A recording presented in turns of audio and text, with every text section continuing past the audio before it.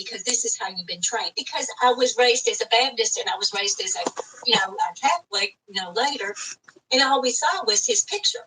So that's all you think he is. Well, I remember he looked exactly like in my classroom. I was a Catholic educator, and I had, it says, Jesus loves you. And there's a beautiful picture, and I have it hanging in my bedroom, and it says Jesus smiles, because I was the only one that had the smiling Jesus.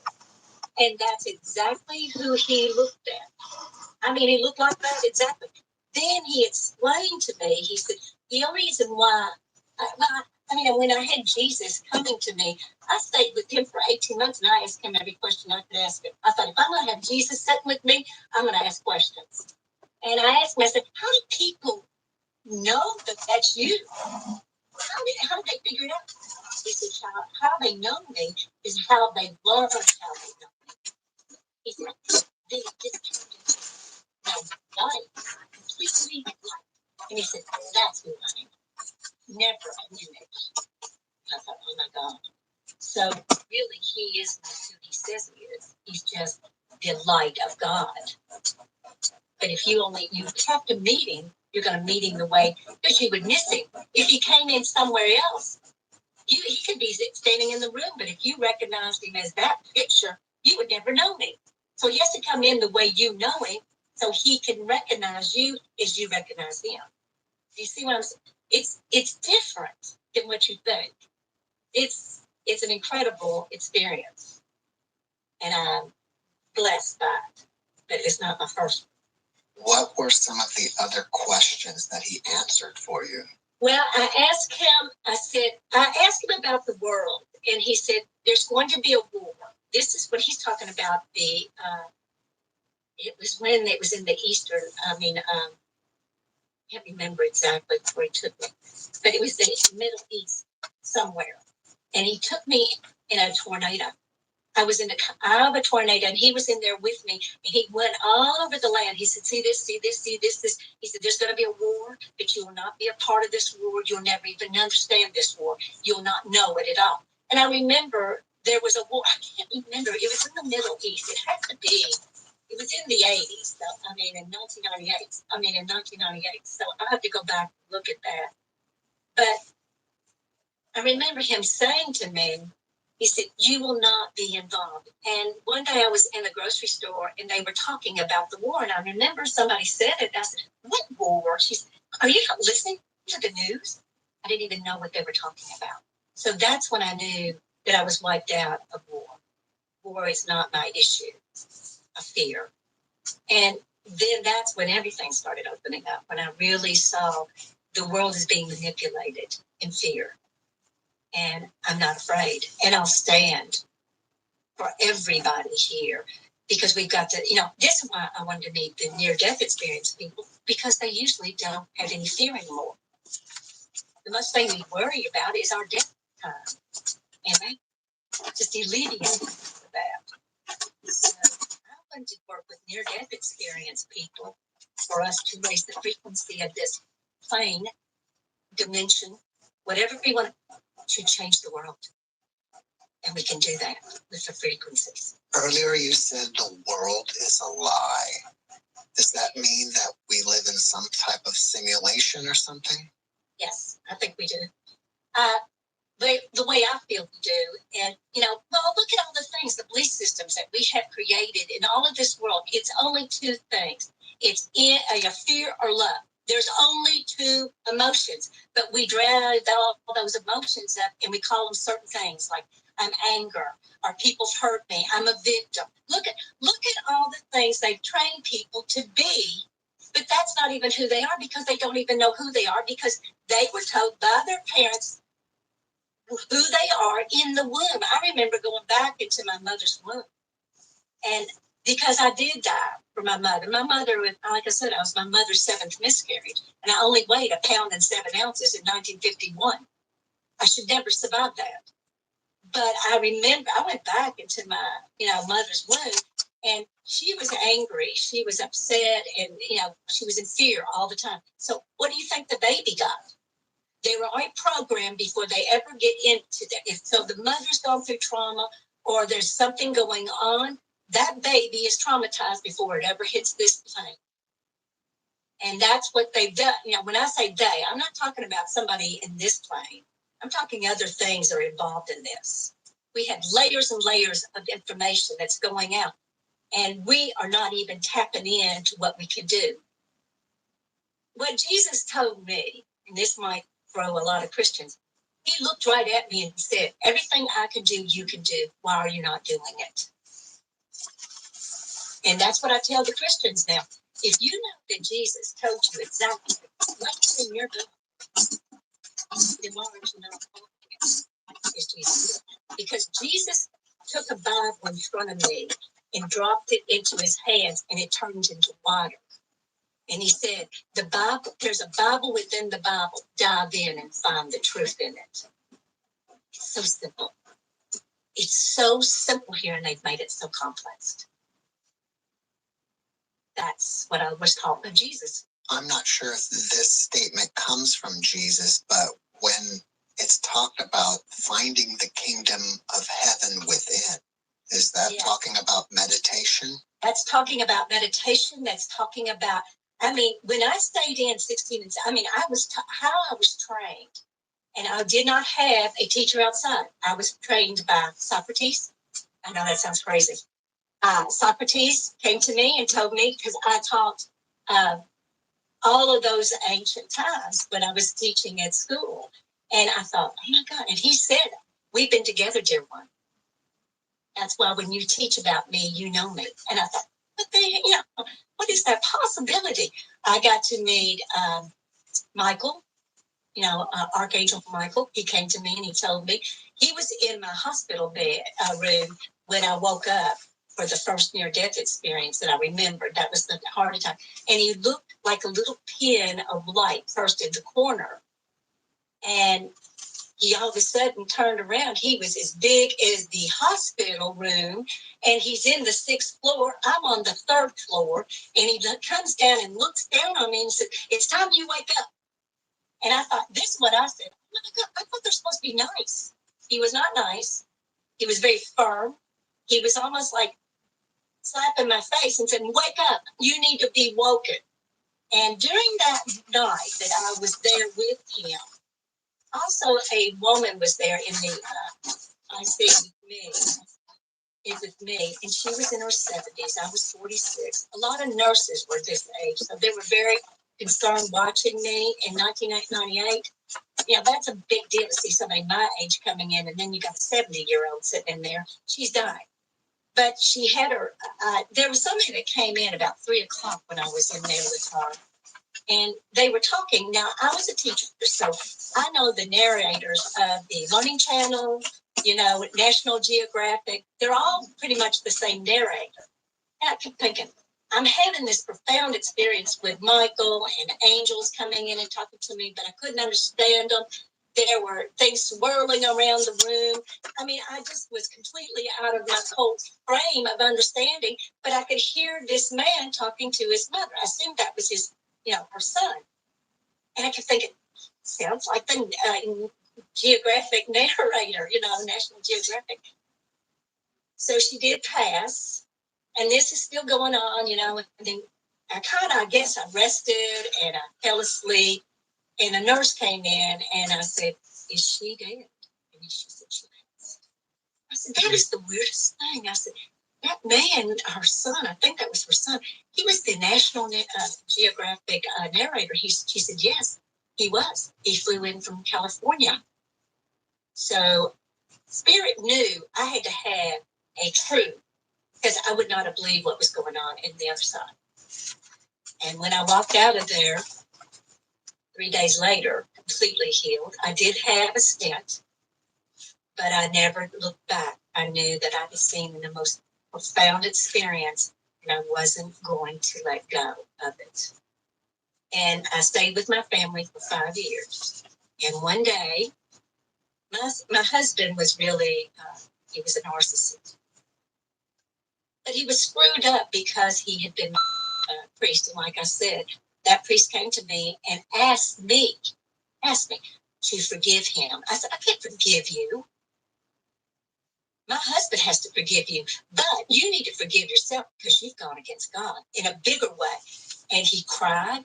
And I was like, I don't believe this is happening to me. I'd had experiences when I was a little. I saw my father after he died.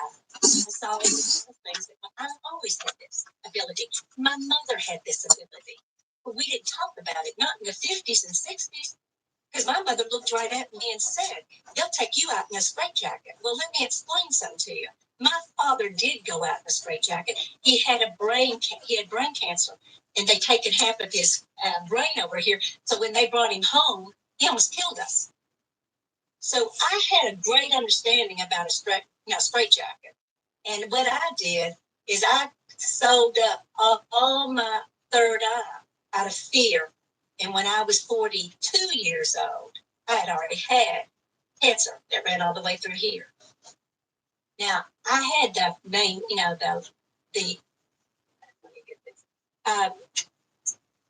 had the near-death experience at 46, but I was always getting a preview of coming attractions. So I didn't understand this. But when I had the near-death experience, it said that's what you did to yourself. You closed yourself off because your mother scared you. And I don't have any cancer anymore. So that's what I'm saying. So this priest that came to you, he was already dead? Yes. Father Wood. Did you confront your husband about this? And if so, was he shocked that you found out? No, because my family, when I came out of my near-death experience, they thought I was crazy. I could talk to the grass. I could talk to the trees. I could talk to the flowers. I could talk to the bugs. I could talk, because when you come out of a near-death experience, I could breathe from the earth. She spoke to me. She laid me down on a quilt and said, let me breathe with you. Mother Earth is alive. God is alive. Everything is alive. But we live in a very closed system because they don't want us to know that we could. Why would we go to church if we knew that we could just do anything? Why would you go and do anything if you know that that isn't going to fit into your lifestyle? So they had really programmed us so deeply to think this way, very small, very short. But we arc through our brains. You arc all over the world. That one girl that I'd heard from your podcast, she said she mentally goes. So do I. I can go to all my clients all over the world, and they can see me. So why can't we all do that? Because we don't believe we can. That's the deal. What is the best way for us to move from thinking that it's possible to actually believing it? Well, first of all, you can't believe anything. You've got to experience it. Belief is just a thought, but experience is the real deal. And that's what I had to teach myself how to experience. I did it first by herself, and I was listening to the Course of Miracles. I got the book. It was brought to me because I had a friend who thought I was really losing my mind and I needed to bring Jesus back in my life. I almost started laughing because Jesus has been with me for the 18 years, but 18 months. But so I was looking at it. I only went to one page and it says, everything in this room is not real. And the minute that I said that, everything in the room was gone and Jesus walked through my window and I'm on the second floor. I knew then I'm in a different state and I'm not dead. I'm very awake. I had angels that would come in. Like I said, Socrates came in, Archangel Michael. I had people that were coming in to teach me. They were showing me how to do it. And how you do it is you have to do nostril breath. It's got to come up like this. It comes back down into the steel point in the back of the neck. It goes down into the fluid because that's called the Golden River. That is the Egyptians. And it runs all the way down and then you expand it. Your spine is really the expansion. And then you come in and then you are out. It's work. I work with clients all day long. Sometimes I just had a client here for the weekend teaching her how to do it. It's simple, but it's the hardest thing you'll ever do because you've got to clear all your mind to even believe that you can do it. I feel it, that you do it. Because we've been programmed to think that way. You kept saying they programmed us. They did this to us. Who are they? Right. Who are they? Warning. That's what I want to know. Southwest salad is not for the faint of flavor. They are people, I've met them. You got people that are shamans, you got people that have been trained by them. When you say them, these are people who are, I don't even think they're people. If you've ever seen the dark eyes, if you've ever seen, and I see these people, like I see shimmers. When I go into an airport, there will be people that look like shimmers. Those are not real people. Those are angels, whatever you want to call them. I don't have names, but I call them the shimmers because they always wave. But then you got people that have the black eyes. They have no light in their eyes, and you need to step away from them because I met a shaman from LA. LA is a real problem because they bring a lot of people into our little small towns, and they go with the psychics, and then they paint their whole spirit, and they are sucking off the energy off of their soul, not their flesh. They're not vampires, but they're not vampires from the flesh. They take this energy of the essence. And I sat and watched it. A man do that. And he was a vampire. But what I was told to do, and a lot of people get freaked out, Spirit said, give it to him. Put your hands up. Now you can feel the energy around your hands, your heart, because I have energy all around me. That's how they find us most of the time. And these people, they're dark. They're very dark. Now, you got to understand what evil means. Just slip it. They don't want us to learn to live the truth. That's why they're evil. Does that make sense? Yeah, it does. It's interesting. I don't know why I've never thought about that evil is live in reverse. Yes. And I was given trained. I was trained by all of this. I did not know it either. I mean, I would sit for, like I said, days and hours. And I learned how to breathe in a different way. Breath of the universe is a whole different breath than a human breath. I didn't take my lungs because when you cross over, you don't have lungs. I remember when I went over, I crossed over, and I was trying to breathe. And finally, a little voice said, you don't have any lungs. And I was gone. Because you still think you are that.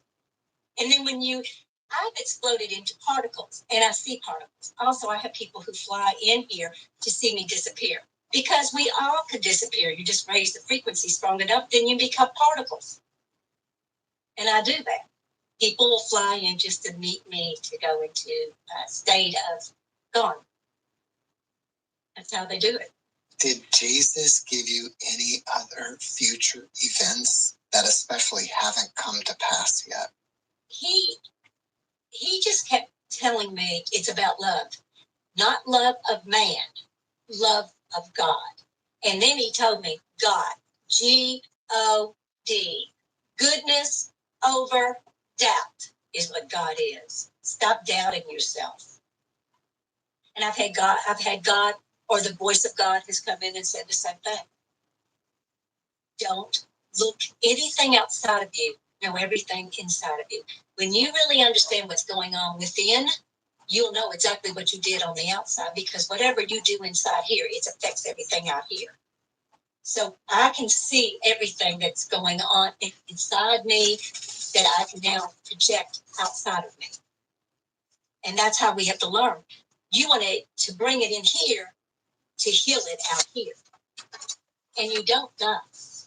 And you really don't have disease. Disease is when you are diseased by what's going on within. You're not being honest with yourself. It's very simple, but we have a hard time being honest.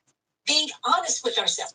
I remember I didn't know what honesty was until I really got real with myself. And that was when I realized I got married at the age of 22. I was in 1974 is when I married. Now, you got to understand, we were told by the hives we had to go to college. We had to then get that degree. Then you find that man that's going to marry you. Then you find that house. Then you have those 2.5 children. And then that's when you're going to live the rest of your life on that American dream. That's a lie. It's a lie. And each generation has their own lie that they have produced for them to believe. This is why you're having kids that are depressed, because they're trying to live a dream that doesn't exist. And you've got to find, if there's no such thing as a dream, it really is a reality that you make it into a dream because you can't imagine it being that way. Speaking of dreams and reality, can you compare the reality of the other side to this one? Nothing. Colors are different. Tastes are different. Energy is totally different. You have a different piece. I can create it for me and for my clients because I can raise that frequency to bring it in. So why don't we bring our near-death experiences here and utilize them? Because when we're out there, you have to come back in here. I want to make this there. And I think people will wake up. I really do believe. I was not awake. I didn't even know what awake meant until I had the near-death experience. Because it's not about your sin like drinking and sex. No, it's deeper than that. It's about what you do to somebody, and it'll affect you when you cross over. If you've hurt somebody, you feel the pain. So this is why I tell people, I said, don't rob somebody, don't kill somebody, because you're going to end up feeling everything that you did to them because it comes back to you, so you'll recognize what you have done. That's how I learned. If you had a friend that just lost somebody, they transitioned to the other side, and they were grieving, what kind of advice would you give? Well, I have a lot of people who do call me. First of all, they've got to grieve. That's part of the human state of mind. You've got to grieve, but you got to grieve it in a different way. You got to know. First of all, if you're Christian, you should immediately know that there is going to be an eternal life. Amazes me. A lot of Christians still don't believe that. I mean, they start screaming and yelling and, getting upset. And I said, don't you believe that they go somewhere else? Well, they know that I have but some people don't believe me.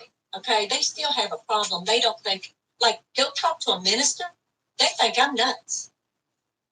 And I have friends that are ministers. They won't even discuss it with me because it scares them, because I'm breaking every rule that they can think of. And I'm a rule breaker anyway. So, but the thing is, telling somebody at that time, like with this young man that has died, that just happened yesterday, I grieved. I grieved his youth.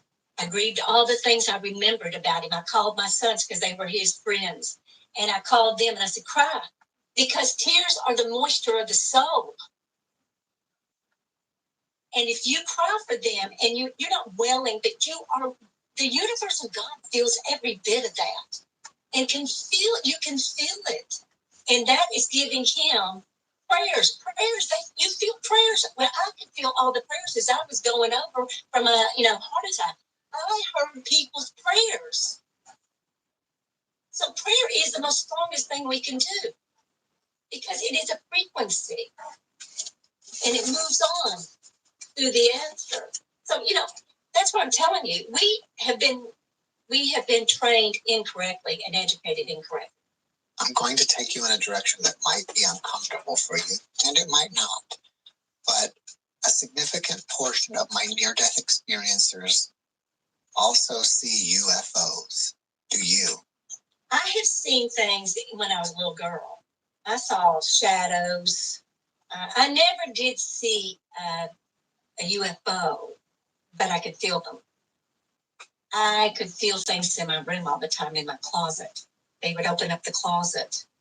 I would see the red eyes. Now, I would like to throw that out. I want to know the ones who've seen the red eyes, because the red eyes are a whole different experience.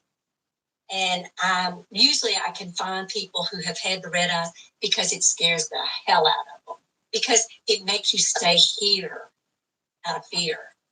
But when I realized that the red eyes were just to keep me here, I just learned how to get out of it. But I don't recall any UFOs. I do know that I talked to people. I've seen mantises. I have seen roaches in my body, because those are layers that you have to go into your brain, because that's where you have to realign it.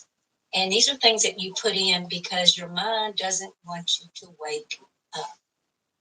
because it's been programmed not to wake up. So you've got to discipline it to get it out of the way so you can get in. What's the best way to start reprogramming your mind? You've got to learn to empty your mind and get still. I mean, being 16, 17, 18 hours a day, you are really, I'm in my body. And what I'm doing is I'm working down through every particle, every nerve ending, anything. I'm learning everything, the fibers in my brain. I've arced everything over. There's arcs that go on all the time. You got to learn how to go in one orient. You know, I would go in, bring it back in, come back out, come in. I work all the time, 24/7. I work in my dreams. I work in, the thing that they have to remember is to be relaxed within. Because if you're not relaxed, you're not going to be able to do all that movement getting through the body the way it does.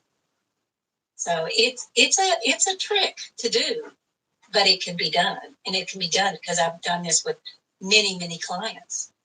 So yeah. Do you believe in reincarnation? Yes, but not the way that I think the Hindus are talking about.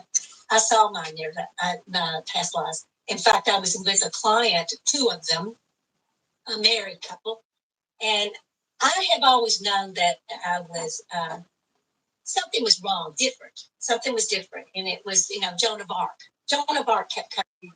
And when I became a Catholic at the age of 16, I did that. I was in a beauty shop. I was a beauty contest. And they asked these two questions. The first question they asked, it's a high school, it's a high school thing, it's a little small town.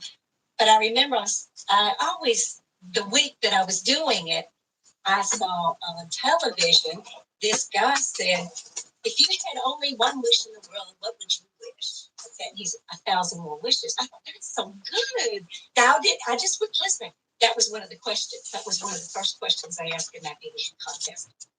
And I went, oh my God, I know that answer. So I remember when I said that, everybody, my mother was so proud. That was such a big answer, And at the small town, I went, hey. So the second one, living or dead. Now you got to understand, this is in the 60s. Who would you like to be? And a voice inside of my head said, Joan. And I thought, Joan of Arc. I thought, Joan. So it came in, and the narrator said, Jenny, what would you like?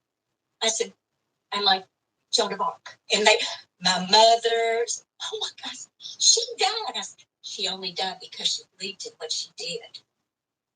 And my mother said, oh my God, why would you even, I became I think the second runner-up. She said, that was not good. But I remember that because when I had my near-death experience, she talked to me. And then I was with a client, and she talked to me. But what she gave me was not what they tell me on the books. She cried, and she said, look what I've done. I did not honor the God that I know. I honored the God of fear. And that was my message to the king, fear. And then you get to see of the devastation that you've created. The blood was raised. Oh, it was horrible. And I taught Middle Ages, so I knew exactly what I was looking at. So I was responsible. That soul was responsible for a poor message. And you're responsible. So I think this is how I'm working through my stuff, is now I'm standing up for the real truth and hoping that everybody will hear that truth. That's from my past. What inspires you about your experience? Telling people the truth. I'm a truth teller. And to be honest, to be truthful to yourself. That's exactly right there. Be true to yourself. That is the biggest statement that we could ever use. And that means we're so afraid we're going to harm somebody, but you're harming them by not telling them the truth. I think the hardest thing that ever happened to me is when somebody that I trusted to the depth, such as my ex-husband, that I believed in him, and he had affairs, he acted awful. I did not know that.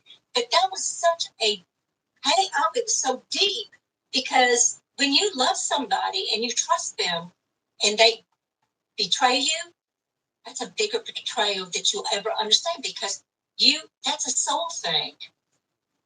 And soul work is a whole different ballgame than I'm a psychiatric social worker. And I don't even do that social work because it's so much deeper than that. And I have friends that are psychologists, and they say the same thing. They'll get them to the certain level, then they send them to me. Because they said they're doing things, they're asking things, and I don't have a license. My higher self literally said, do not license to anything of the world of man. Don't listen to anything. Everything is tainted. Everything. Now, that came in from spirit. And you find the truth in everything. And then you'll know the truth of what it really is. After this life is over, are you coming back again, or are you going somewhere else? No.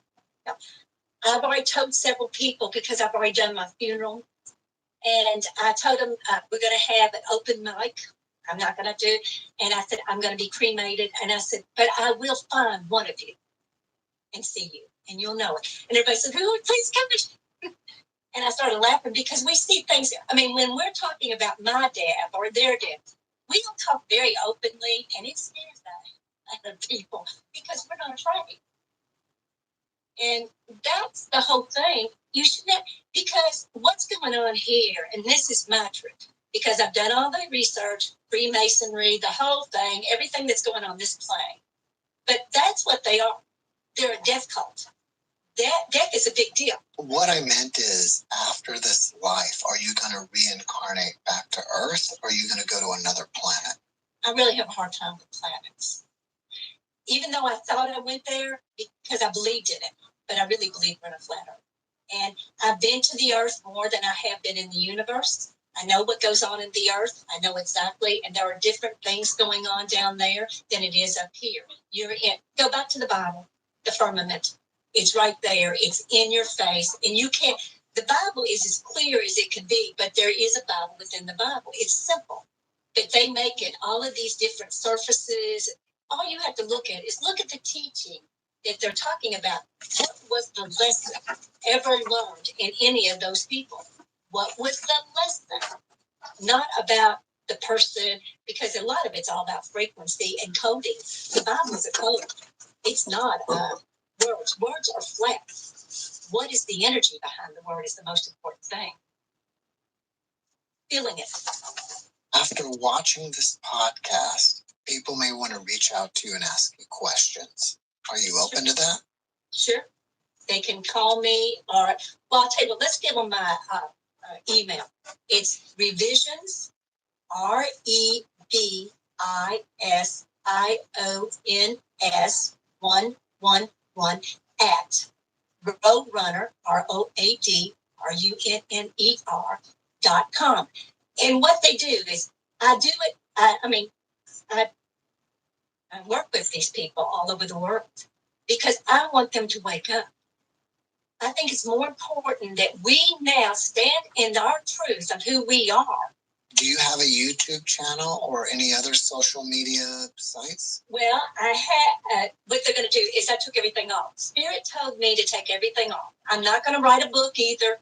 I was in Lance. I spoke in Lance, and I didn't like, because what they were doing, I didn't like what I was seeing there. It was more like a world of man than what it was here. It was all, it's kind of orchestrated. And, the ones who do the book, I have dear friends that have the books, and they always ask me, when are you going to do the book? I said, no, I'm not going to ever do a book because I was told not to do it. I am the book. Why would you want to go buy a book when you got the book sitting right here? And so that's why I will not write a book, because the book is about the world of man. It's not about God. You should be able to see me. Now, when I go in to speak, people feel me because I raise the frequency up, because I raise them up to me, not to come down to their level. I bring everybody up. And that's more important, that we raise the frequency up on the planet, because Mother Earth needs us, just like we need her. But look what they're doing to this planet. Well, you call it planet, but it's really a dimension. It's not really what people think. When you go out, you'll see it. I saw a fence around the Earth, and I had to walk over the fence to get through. But remember, your mind is your gatekeeper. That right there carries everything. That's your garden. That's what the Bible's talking about, your mind. And you need to learn how the body works because it's in the Bible what it works. It's all there. All the information is there. You just have to find it. And that's our job. Before we finish up, can you leave us with one last positive message? The best thing I can tell them is be honest with yourself. Be true to yourself. And don't worry about hurting somebody because you're going to hurt them if you don't tell the truth. That's the worst. I mean, when somebody says, well, I didn't want to hurt you. Well, you've already hurt me by not telling me the truth. Now, some people probably get mad and say they don't want to be true. Want to know the truth about it. But the best thing it is, when you know the real truth about what's going on, you don't have to sit and worry about it anymore. You know the truth. Be true to yourself. Virginia, thank you for your message, and thank you for being my guest. Thank you for asking me to come. Thanks for watching the Jeff Mara podcast. I really appreciate you. Another way to show support is through YouTube memberships. And if you do, there are loyalty badges and other perks depending on your level of membership. All you need to do is click the join button underneath the video to find out more. Thank you for your support.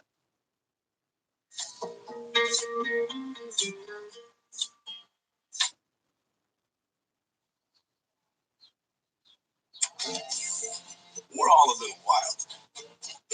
Jump in. Embrace. And now, from beyond our dimension, this is the Jeff Mara Podcast. Here's Jeff. My guest is Dr. Raymond Moody, the foremost expert on the phenomena of near-death experiences. And as many of you already know, Dr. Moody coined the term near-death experience in his book, Life After Life. For half a century, he has researched some of life's greatest mysteries and has heard thousands of accounts of near-death, shared death, and after-death experiences. His new book that will be released soon, Proof of Life After Life, 7 Reasons to Believe There's an Afterlife, which we'll be talking about and more. Dr. Moody, thank you for joining me and welcome. Thank you so much, Jeff, for having me on your program. You just have really enjoyed our conversations leading up to this program. Well, thank you. And yes, it's been great talking with you. And now I get to share you with the world. And I first wanted to start with, you've been involved with NDEs for 5 decades. What inspires you to keep researching it? Well, what has driven me all my life, Jeff, is curiosity. I mean, to me, the learning new stuff is just the greatest honor. So I can't really give you any noble words.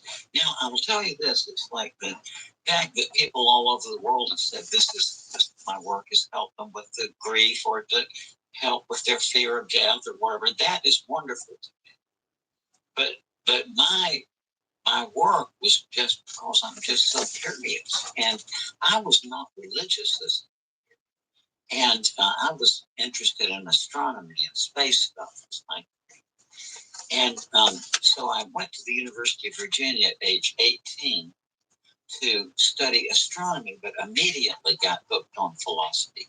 My first philosophy course, reading Plato's Republic, at the very end, there's this story about a warrior who was believed dead on the battlefield. But at his funeral, he sat up and told the people around that he had gotten out of his body, went through a passageway into this other world. And I could tell that Plato took this seriously, that Plato was the first person I ever knew that took the notion of an afterlife serious. Since I wasn't really into religion, to me, the only context I had for it was cartoons and stuff. I thought it was just like a comic. But all of a sudden, this hero of mine, as he already was, is talking about this is the most important question. And I got his point immediately, that if this is not all there is, then we better start thinking about what comes after. And I've never lost the fascination of it, Jeff. I just, I mean, to me, it is just astonishing. And even though there are patterns, as you know yourself from talking to so many people, there is also a uniqueness to everyone. It's, and so that's just so exciting. I'm booked. I mean, I talk about a lot of other subjects too, but this near-death thing, I don't think I will ever lose my interest in that. Well, you're so right that there are outliers from the patterns, which actually caused me to kind of change my beliefs or ideas about NDEs. And I'm curious, over the many years you've been into it, how have you changed? Well, my main change in it has been I just didn't know. You know, for all these many years, it's intriguing, but you just don't know. But very early in my career, I realized my first year in medical school that this thing about the oxygen deprivation to the brain being the causation, that is just not true. And let me explain why. My first year in medical school, I'd already been in for about 7 or 8 years. I've been interviewing people before I went to medical school, so my professors knew about my work when I came into medical school. So very early in my first year of medical school, a professor of mine, they had what they call the Facebook with the pictures of all of these students. So this very nice woman walked up to me in the bookstore and introduced herself as Martha McCraney, this psychiatry professor. And she said, Dr. Lee, I've been wanting to talk to you about your work because I want to talk to you about this is a funny word she said, some mentation I had when I was resuscitating my mother. And so she told me the same thing. She said her mother, she was trying to resuscitate her mother. She felt her mother die, but she herself, the physician, went up above her body. She looked, she found herself there with her mother, now in spirit form. She said she saw this passageway open and the deceased son, the relatives and friends of her mother who had already died were coming to it, and she saw her mother recede back into this land. This tunnel closed, then she was back on her body. So I realized immediately my professor was not ill or injured. Nothing about the oxygen, yet she had the same experience. And since then, you see, I've talked to hundreds of people with this shared death experience, as we call it, who are standing there at the death of someone else, not themselves ill or injured, but they have all of these same things. People say when their grandma dies or whoever, that they leave their bodies with their dying loved one. They go toward this light. People see the whole room of the resuscitation brightens up with a light. People say that they see apparitions of their dying loved ones, deceased relatives and friends coming in. And even, and this is really the most startling thing I know after having studied near-death experiences, is that there are quite a lot of people who, as the person is there dying in their presence, the bystanders empathically co-live the dying life review of the person. And for years I thought, well, this has to be somebody close to, or, just intimate family or friends, but no. Some years ago, my wife and I got a communication from the ER doctor who was called to resuscitate a guy he had never laid eyes on. And he said, he was trying to resuscitate this guy, he said, this guy's life sprang up around him.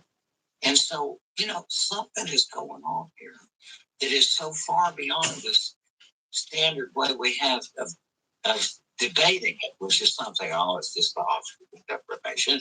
And they're going to stick with this despite these new findings, because the new findings, see, that's too scary for many people. They want some kind of pattern that they can fit this into something they already think they know. But, and where my process too has been, I just didn't know what to think. Even, I knew it wasn't the oxygen deprivation to the brain. But the fact that it's not the oxygen deprivation to the brain doesn't mean that it is life after death, right? So I just didn't know. But where I came to it just a few years ago, I can't think of any way out of this. And I think what brought me around was, more than anything else, I have a lot of medical friends whose medical judgment I would completely trust. I mean, for example, I am an addicted exerciser. I mean, it's not a virtue, it's not something I should do, it's just I'm addicted. Okay. And so I'm a walker. Right? And I think, for example, if heaven forbid, something were to hurt my foot, okay, what would I do? Well, I have a friend, I hope you know him, Dr. Anthony Chicoria, who is a PhD in philosophy, a PhD in physiology, an MD, and is a professor of orthopedic surgery. Okay, now I asked myself, if heaven forbid my foot was, would I surrender my foot to Anthony? Yes, right now. This is something else I know about him. In 1994, he was struck in the neck by a bolt of lightning, had a cardiac arrest, left his body, went all around this resort center where he was, where his family was having a family reunion, saw what they were doing, came back, and then within some period of time, and by the way, he said, not only is this real, he said it is more real than this thing that we're going through, right? And so, but after this, he suddenly developed this interest in the piano, never in his life. And he started having this recurrent dream, which he was playing a piano on a concert. And he was always playing the same music. He learned how to transcribe music and plug out the keys. I know exactly what you're talking about. Started learning the piano. And now, in addition to being a famed orthopedic surgeon, he is a concert pianist. Now, I could give you several, not numerous. Evan Alexander, you may know, the Harvard neurosurgeon. I mean, would I turn my body over to Evan for medical? Absolutely. And Evan tells me too, this is hyper real. And so, I give up because I can't figure out a way to reconcile. See that how can I say, I would turn, I'd go to all of my medical colleagues if I had a problem, and completely I would. But then what basis do I have to discard their unanimous? That not only was this experience real, but it was the epitome of realness, far beyond the reality we experience here. So, I just give up. What else can I say? But it's as I gather, that there is an afterlife.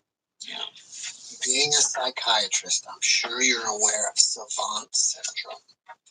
And probably acquired savant syndrome, like hitting your head on something. But I feel like NDEs cause some version of acquired savant syndrome. As I've talked to so many people, just like your friend here that became a concert pianist. Yeah, it's artist, namely.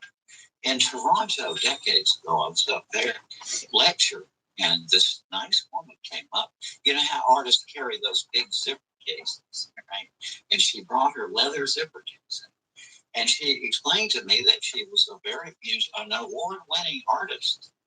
And she said, the reason I got into art is I had a good experience. She had never had any interest in art whatsoever before, but after this experience. And so, that taps into that as well. Yeah, there's some kind of fundamental change in a person or tapping into something on the other side. I don't know, but some kind of change is happening. Oh, yeah, a lot of changes. And it really, people always say that this experience changed me completely. And I see it myself. I got to know some of these people over a period literally of decades. And I knew some of the folks. And like George Ritchie, for example, this first living person I ever heard this one from was Dr. George Ritchie, who was a professor of psychiatry at the University of Virginia when I was an undergraduate. That sparked my interest because I knew about it from the Greeks, but I didn't know it still existed. Then I heard in '65, I heard that this Dr. Ritchie had this experience. Took the opportunity to listen to him talk about it, and immediately I said, no, I don't know what to make of this experience, but I know that this guy is completely real. He was the finest person I ever knew. And the changes that it created in George, I mean, it's amazing. It's astonishing. And some of the things sound so implausible, but in the little town he lived, everybody knew about this stuff. Like the internal medicine doctor in town, it's the best internal medicine doctor in town. It's just really this wonderful guy. And he and I had a conversation about George one night. And the internist said that, he respected George very much and he sent patients to him, And he said that George did these things that just didn't make sense. He said that George and the internist knew these two people, a woman and a man, and they knew them independent. They both knew this, both people, and that the two people didn't know each other. So one night, George said to my internist friend, those two belong together. They're going to get together and get married. And just within months, it happened.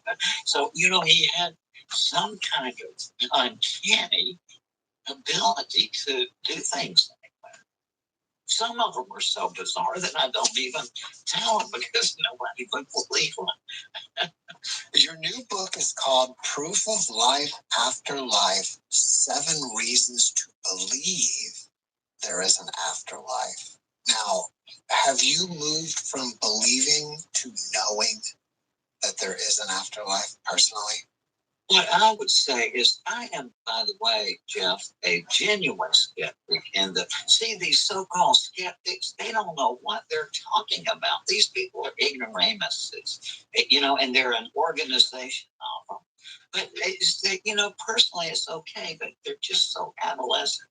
And, I'm a skeptic about these near-death experiences because I think it's just chemistry of the brain. Well, let me explain to you what a skeptic is, because I was a professor and still am of Greek philosophy, and the term skeptic comes from Greek philosophy. Hero, Hyrho, was the founder of the skeptical movement about 20 years after the death of Aristotle. Okay, and Aristotle codified logic, so these skeptics knew logic very well. But if you think of logic, it's a machine for generating conclusions from premises, right? But what Hero said was, well, just a minute here. We know this logic, but what if we apply it vigorously? And, think through every question, but in the end, what we do, because this is the technique, we withhold a conclusion. That's what it means. And the reason they did is, number one, they found if they practice that assiduously, it creates this mind expansion. It really does. And then also, if you think about it geometrically, if everybody is rushing in this direction to get to the conclusion, but you say, no, I'm not going to draw a conclusion, that deflects your vision to the side pathway, you see, and you see things that everybody else has missed because they're headed to a conclusion. Now, that's what it means. Now, read that knowledge to these ignoramuses, I call them, who say, oh, I'm a skeptic. It's what they say is, oh, I'm a skeptic about these near-death experiences. I think it's just the chemistry of the brain. Well, if you unpack that sentence, it means, well, I'm a person who doesn't draw conclusions, and my conclusion is such and such. It's so where I ran out as a skeptic is I give up. I mean, I can't think my way out of this. so that was my process. And by the way, I don't say all that because of near-death experiences. See, I mean, it's the reason I'm so agitated about this is that I teach Greek philosophy, and when I get to the skeptics, see, I have to undo all the damage that these ignorant people have done to my students' minds, and that's what irritates me. It's nothing about India. Raymond, do you believe in reincarnation? And if so, do you believe that it's possible that you lived in ancient Greece? Do I believe in reincarnation? Well, I've been through that same process with reincarnation as I did with near-death experiences. And it's gotten to the point I just give up. Now, my reason, though, is not that I've read about it in books or whatever. Ian Stevenson, you may know, was the expert on reincarnation. And it was back in the, until a few years ago, he passed away. But I knew Ian very well, and I loved Ian. But I'm not talking behind his back. I told him this to his face, and we had that kind of relationship. I said, Ian, you have no ability to reason critically. He really didn't. His parents were in some sort of religion that believed in this. And Ian had a reputation for scholarship, but it was all because he was so careful about the footnotes. And you could, if you got the footnotes right, and, that was all that was required for him, as long as it coincided with his view. And so I was never impressed with this. He was the world expert in reincarnation. I loved Ian personally, but it wasn't. I didn't think his work was worth anything. But where I really got into this was, I lived in a regular neighborhood for years. Right across the street, there was a professor of economics. That way, there was an accountant. The guy next to us here was owned a car dealership. The guy down the street was a biochemistry professor. And, it wasn't a neighborhood that was attuned to this kind of thing. But several times during that period, these people who were totally uninterested in what I was doing, but knew what I did, they would bring their little kids to me. Raymond, this little Jimmy here is talking about living in ancient Egypt. And so, of course, they're concerned because is he losing his mind? But I didn't know much about this, but I would talk to the kids, and I know this because I don't know what exactly this is, but I can begin to smile. And then that was one level of it. And then I have two wonderful kids adopted at birth. One you met, my son Carter, and my daughter Carol Ann is a Native American Blackfeet Indian of Montana, adopted at birth. And both of them, and my wife, we never took these kids to church. Okay? We don't talk about life after death. Cheryl and I talk about what's for dinner, what's on the movie night. The kids learned about life after life by looking me up on the internet. Okay, but both of them, related where they were, just spontaneous, out of nowhere. Like when Carter was 5, we were watching TV and I was flipping through the channels with the remote control, and suddenly he became very animated. Flipped through what turned out to be the National Geographic. Very animated. Dad, that's my village. What? And he said, yeah. He said, when I was with my other mommy and daddy in China, I was just, my wife was the first person to hold me, right, when he was born. And so, what? And he could tell I was dumbfounded. And then he said, and then he could tell I wasn't picking it up. And then, as though to orient me, he said, yeah. And then I was up in the trees looking at you and mommy lying in the grass. And I knew exactly what he was talking about. Before he was born, Cheryl and I were in Greece, and we gotten out of the plane a couple of days. We were exhausted. We went to this very remote site, archaeological site. That we were the only person there except for the attendant. And the attendant could kind of tell we were exhausted. So he just said, well, go over there and lie down at the grass and just take a nap. And these big trees all around. And we were talking about adopting a baby. That's amazing. Yeah. And the same thing with Carol. It's, and so, it's like, David Hume was the great real skeptic. I'm not talking about these people who use that label without knowing what it means. David Hume, who greatly influenced Einstein, was kind of an archetype of a modern skeptic. And he thought the notion of an afterlife was just unintelligible, right? But in his essay, he said, I think that the only form of afterlife that a philosophical person could entertain would be reincarnation. And he doesn't say why, but I think that this is probably the reason. Hume was a historian.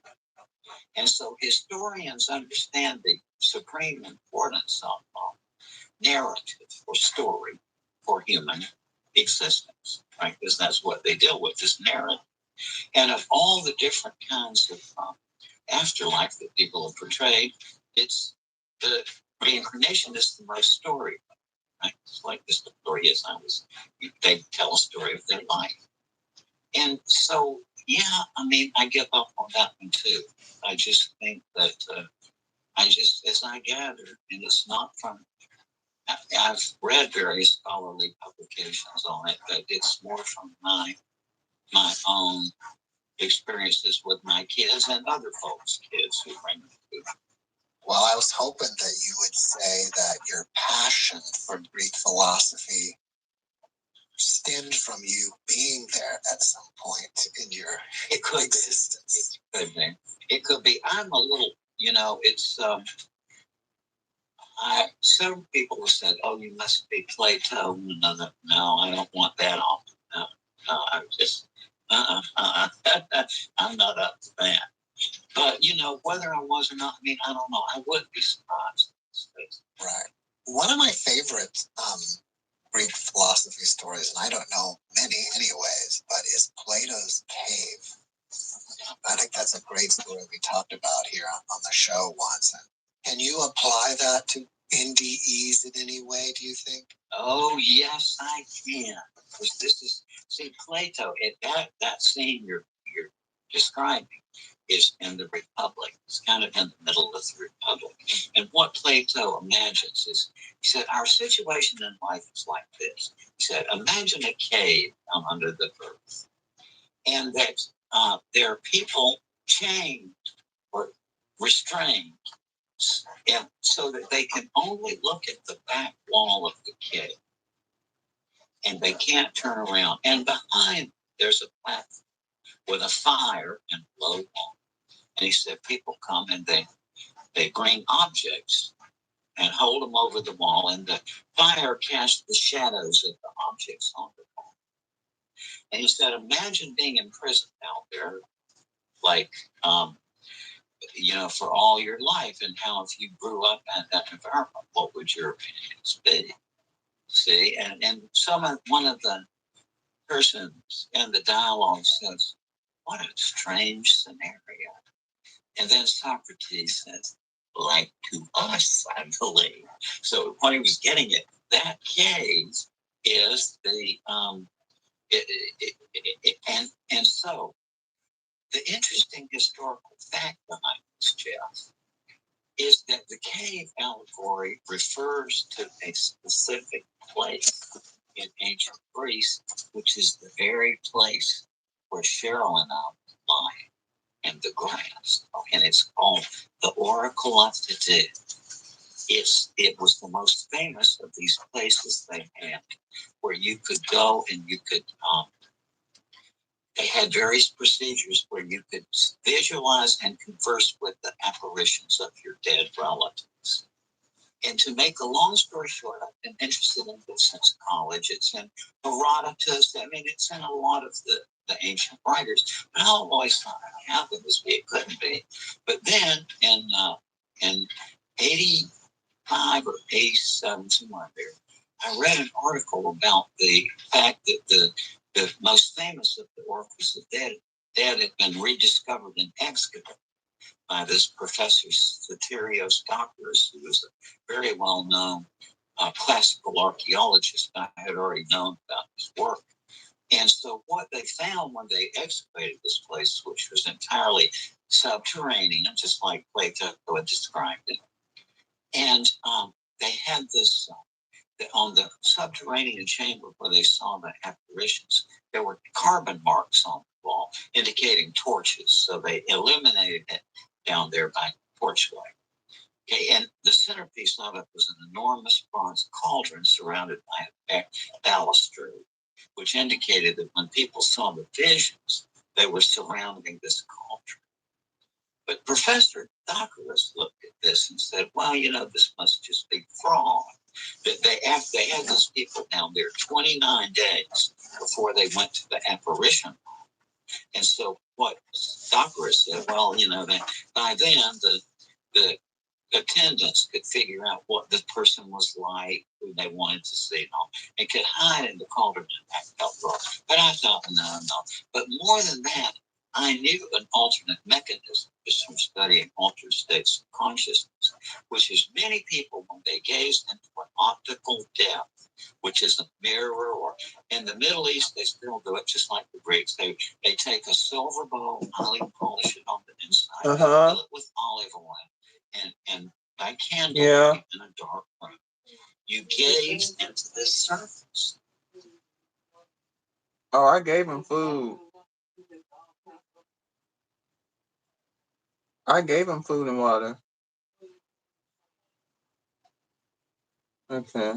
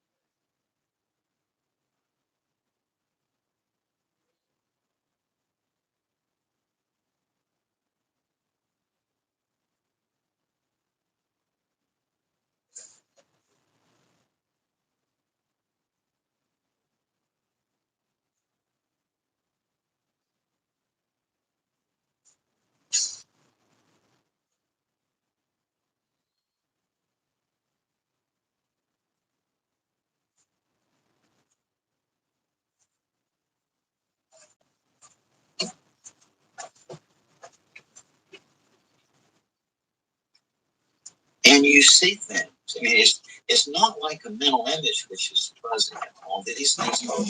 They just hyper photographs of reality. It's just like you're looking at. So the moment I heard that detail about calling, oh, that's got to be it. So I set up the process. I created a room with a mirror, a